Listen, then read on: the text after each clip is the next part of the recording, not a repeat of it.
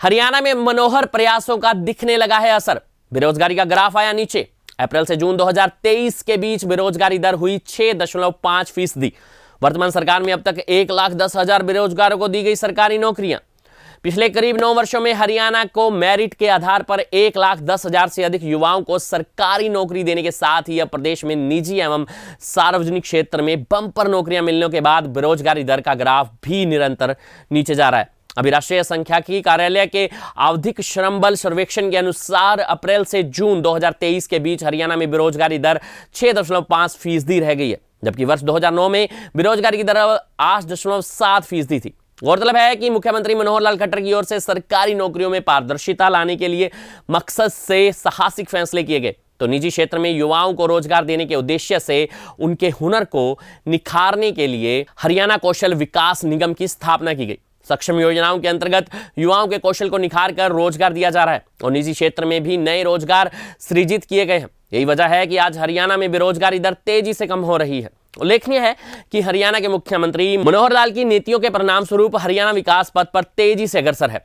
प्रदेश में औद्योगिक प्रगति के साथ साथ रोजगार के अवसर भी बढ़ रहे हैं। आए दिन नई नई कंपनियां प्रदेश में निवेश कर रही हैं, जिनमें हरियाणा के युवाओं को रोजगार मिल रहा है। इसके अलावा प्रदेश सरकार की योजनाओं के बदौलत कई युवा स्वरोजगार का रास्ता भी अपना रहे हैं।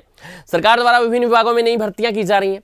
हरियाणा सरकार के इन्हीं प्रयासों का नतीजा है कि प्रदेश में बेरोजगारी की दर अब घटकर 6.5% तक पहुंच गई है। सांख्यिकी और कार्यक्रम कार्यान्वयन मंत्रालय के राष्ट्रीय सांख्यिकीय कार्यालय के अप्रैल से जून 2023 के मध्य के आवधिक श्रम बल सर्वेक्षण में यह खुलासा किया गया है। हरियाणा सरकार के प्रवक्ता के अनुसार वर्तमान सरकार ने प्रदेश में बेरोजगारी हटाने के ठोस प्रयास किए हैं। उन्होंने कहा कि युवाओं को न केवल लगातार मेरिट के आधार पर सरकारी नौकरियां दी जा रही हैं, बल्कि निजी क्षेत्र में रोजगार के लिए युवाओं का कौशल विकास भी किया जा रहा है। 9 वर्षों में दी रिकॉर्ड 1,10,000 सरकारी नौकरियां। सरकारी प्रवक्ता के अनुसार वर्ष 2014 से 2023 तक प्रदेश में 1,10,000 से अधिक युवाओं को सरकारी नौकरी मिली है और मुख्यमंत्री मनोहर लाल ने इस वर्ष 60,000 और नौकरियां देने की घोषणा की है, जिनमें से 41,217 पदों पर भर्ती प्रक्रिया चल रही है।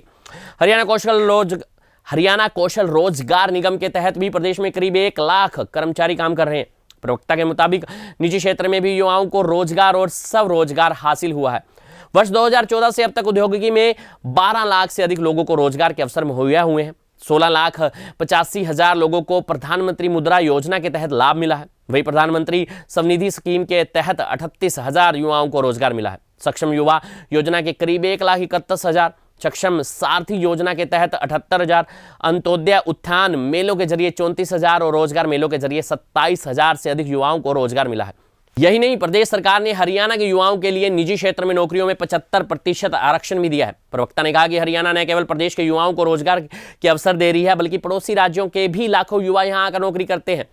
एनसीआर में हरियाणा सहित कई प्रदेश के युवा भी नौकरी कर रहे हैं। उन्होंने कहा कि वर्ष 2014 के बाद से 33 लाख से अधिक युवा या तो निजी क्षेत्र में रोजगार में लगे हैं या फिर उन्होंने सरकार की योजनाओं का लाभ उठाकर स्वरोजगार का रास्ता अपनाया है।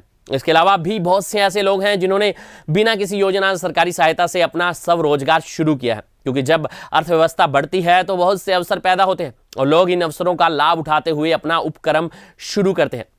नौकरियों में पारदर्शिता के लिए बनाई ये नीतियां, खास बात यह है कि पारदर्शी तरीके से नौकरी देने की कड़ी में सरकार ने कुछ ना कुछ समय पहले एक बड़ी पहल करते हुए सरकारी नौकरियों में चयनित उम्मीदवारों के नाम, पता, रोल नंबर एवं मोबाइल नंबर भी सार्वजनिक करने की कवायद की है। चयनित उम्मीदवारों के नाम के साथ मोबाइल नंबर और पता सार्वजनिक करने का उद्देश्य यही है कि सरकार ने पूरी पारदर्शिता से चयन किया है, ताकि कोई भी व्यक्ति इस बारे में सरल तरीके से पड़ताल भी कर सकता है। इसके साथ ही सरकार की ओर से हरियाणा लोक परीक्षा अनुचित साधन निवारण विधेयक 2021 पारित करवाया गया। पेपर लीक या नकल के दोषी को 2 साल तक भर्ती परीक्षा से वंचित करने, 2 से 10 साल तक की सजा और 5,000 से 10 लाख रुपए तक का जुर्माना प्रावधान किया गया। खास बात यह है कि मेरिट पर नौकरियां देने के लिए सरकार ने चयन में पारदर्शिता अपनाई और इसके लिए तृतीय श्रेणी के कर्मचारियों की हरियाणा सिविल सेवा में पदोन्नति के लिए लिखित परीक्षा का प्रावधान किया है। पहले यह पदोन्नति केवल इंटरव्यू के आधार पर होती थी। ग्रुप सी और डी के पदों की भर्तियों के लिए लिखित परीक्षा के लिए 90 अंक, अनुभव और सामाजिक आर्थिक मानदंडों के अधिकतम 10 अंक निर्धारित किए हैं।